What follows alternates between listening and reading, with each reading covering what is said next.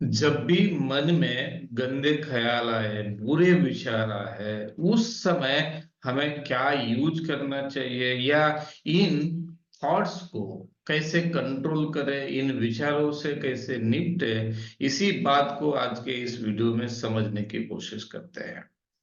अक्सर ओसीडी जैसी बीमारियों में हमें न चाहते हुए भी अनवांटेड निगेटिव थॉट्स आते हैं। और ये अक्सर थॉट इस तरह के होते हैं कि गंदे ख्याल होंगे, उसमें बुरे विचार होंगे, खुद के बारे में या दूसरों के बारे में होंगे। और बहुत ही खराब विचार आते हैं कि उस वक्त हम फिर क्या करें कि जिससे ये जो तकलीफ है, बेचैनी और एंजाइटी है, ये कम कर सके। सबसे इम्पोर्टेंट चीज ये है कि अगर ओसीडी का प्रॉब्लम है और साइकियाट्रिस्ट ने या साइकोलॉजिस्ट ने डायग्नोसिस किया है, तो इसके लिए तुरंत आपको साइकियाट्रिक मेडिसिन लेना चाहिए। ये आपके लिए ज्यादा हेल्पफुल हो सकती है। उसके बाद में साइकियाट्रिक मेडिसिन के साथ में आप साइकोथेरेपी स्टार्ट कर सकते हो, जैसे REBT, rational emotive behaviour therapy, और CBT यानी कॉग्निटिव बिहेवियर थेरेपी आप स्टार्ट कर सकते हो, जिससे आपको बेटर रिजल्ट मिल सकते हैं, आपकी बेटर हेल्प हो सकती है। लेकिन अगर आपकी मेडिसिन शुरू है, आप मेडिसिन ले रहे हो, तो आप मेडिसिन के साथ ये टेक्निक यूज कर सकते हो जो मैं आपको आज बताने जा रहा हूँ। सबसे इंपॉर्टेंट ये चीज ध्यान में रखिए कि आपके माइंड में जो विचार आते हैं, इस तरह के विचार सभी लोगों के माइंड में आते हैं। यानी एक हेल्दी इंसान के माइंड में एक दिन में करीब 70,000 विचार आते हैं। तो उन 70,000 विचारों में से कुछ गिने चुने ख्याल ही आपको ध्यान में रहते हैं। बाकी जो 70,000 विचारों में से आपको बहुत ज्यादा विचार ध्यान में नहीं रहते। लेकिन बाकी लोगों के माइंड में ये जो विचार आते हैं, निगेटिव विचार भी आते हैं, और आपके यानी जैसे किसी को ओसीडी है या एंजाइटी का प्रॉब्लम है या पैनिक अटैक का प्रॉब्लम है, उनके माइंड में जो विचार आते हैं वही विचार नॉर्मल पर्सन के माइंड में भी आते हैं। लेकिन दोनों में अंतर क्या होता है? बेसिक अंतर दोनों में ये होता है कि जिनको ओसीडी है या जिनको एंजाइटी का प्रॉब्लम है या जिनको पैनिक अटैक का प्रॉब्लम है, उनको ये लगता है कि मेरे माइंड में जो थॉट आए हैं वो फैक्ट है, वही वास्तव है, या तो वैसा ही घटित होने जा रहा है, वैसा ही घटित होगा। इस बात पर उनका उस समय पूरा भरोसा होता है, पूरा विश्वास होता है, पूरा कन्विक्शन होता है। लेकिन नॉर्मल इंसान के माइंड में भी ये विचार आते हैं। वो विचारों को जान लेते हैं, हाँ ये विचार आया है, बुरा विचार है, इससे मुझे कोई हेल्प नहीं होगी, मेरा कोई भला नहीं होगा।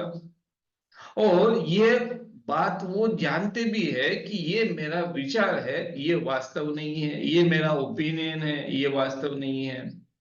और इसी कारण होता क्या है कि उनके माइंड में यानी नॉर्मल पर्सन के माइंड में भी उसी प्रकार के नेगेटिव थॉट आने के बाद भी वो अस्वस्थ नहीं होते, उनको डिस्कम्फर्ट फील नहीं होता, क्योंकि वो उन विचारों को, जो भी गंदे विचार है या नकारात्मक विचार है, उनको उतना महत्व ही नहीं देते हैं। वो यही मानते हैं कि ये मेरा ओपिनियन हो सकता है, ये वास्तव नहीं है। लेकिन जिनको मानसिक बीमारियां है या मानसिक समस्या है, साइकोलॉजिकल प्रॉब्लम्स है, उनको ये डिफरेंशिएट करने की एबिलिटी या तो वो खो देते हैं या वो प्रयास नहीं करते। यानी जब ओसीडी जैसे समस्याओं में या किसी भी एंजाइटी के समस्या में या पैनिक अटैक के प्रॉब्लम में जिस समय क्लाइंट ये बात सीख जाता है कि मेरे माइंड में जो थॉट आते हैं, चाहे वो कितने भी नकारात्मक हो, कितने भी नेगेटिव हो, वो मेरा ओपिनियन होता है, उसके हिसाब से कुछ भी घटित नहीं होता है।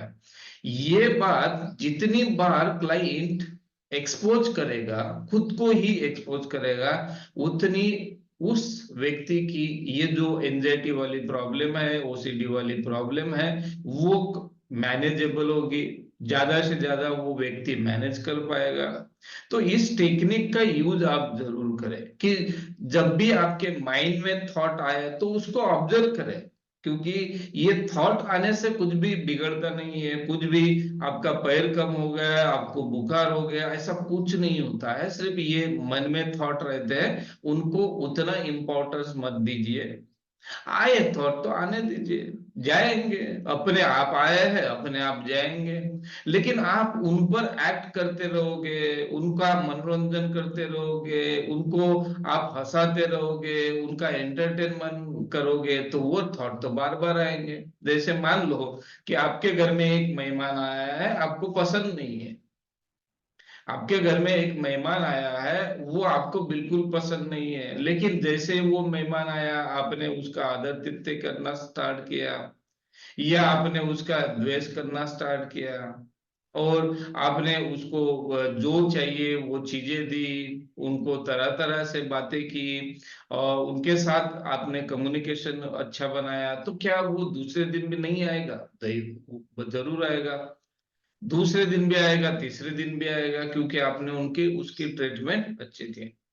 लेकिन एक दिन अगर आपने ये काम किया कि मेहमान आया, आपको पसंद नहीं है, आपने नमस्कार कर लिया, पहचान लिया कि भाई यही है कि जो हमें पसंद नहीं है, और अपने काम को अगर आप लग गए, उसके ऊपर आपने ध्यान नहीं दिया, वो आपके आगे पीछे घूम रहा है, लेकिन आप अपने काम में बिजी हो, उसको आपने समय ही नहीं दिया। आपने इतना तो जान लिया कि यही ये मेहमान है जो हमें नफरत है, जिससे हमें नफरत है, ये हमें बिल्कुल पसंद नहीं है, लेकिन आपने उस मेहमान के तरफ ध्यान ही नहीं दिया, वो आपके इर्द गिर्द घूम रहा है, लेकिन आप अपने काम में बिजी हो, तो क्या होगा? कुछ देर वो आपके अगल बगल में घूमेगा, क्योंकि इसके पहले आपने उस मेहमान को एंटरटेन किया है, इसके पहले आपने उस मेहमान को मेहमान के साथ मेहमान नवाजी की है, तो उसको लगेगा कि चलो भाई थोड़ी देर घूम लेते हैं, हो सकता है बाद में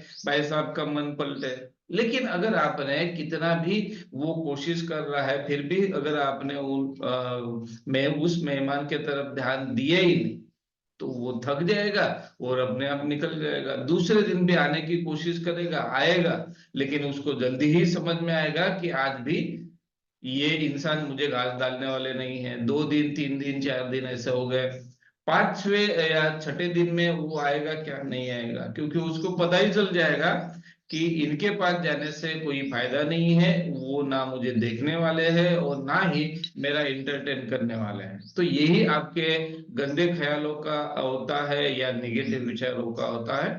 तो उनको ऑब्जर्व करें और इन विचारों को एक्सपोज करें कि क्या सच में इन विचारों के हिसाब से आपके साथ में कुछ गड़बड़ होती है या घटित होता है। इसको जांचे और इसी टेक्निक का ज्यादा से ज्यादा यूज करें, और इस टेक्निक का यूज करने के बाद आपको ये टेक्निक कैसे लगती है ये कमेंट्स में जरूर बताएं, और वीडियो को लाइक करना और ज्यादा से ज्यादा लोगों तक शेयर करना ना भूलें। और अभी तक अगर आपने इस चैनल को सब्सक्राइब नहीं किया हो तो अभी इस चैनल को सब्सक्राइब करें। मिलते हैं नेक्स्ट वीडियो में नए इंफॉर्मेशन के साथ। वीडियो देखने के लिए आपका धन्यवाद। Bye bye, good bye.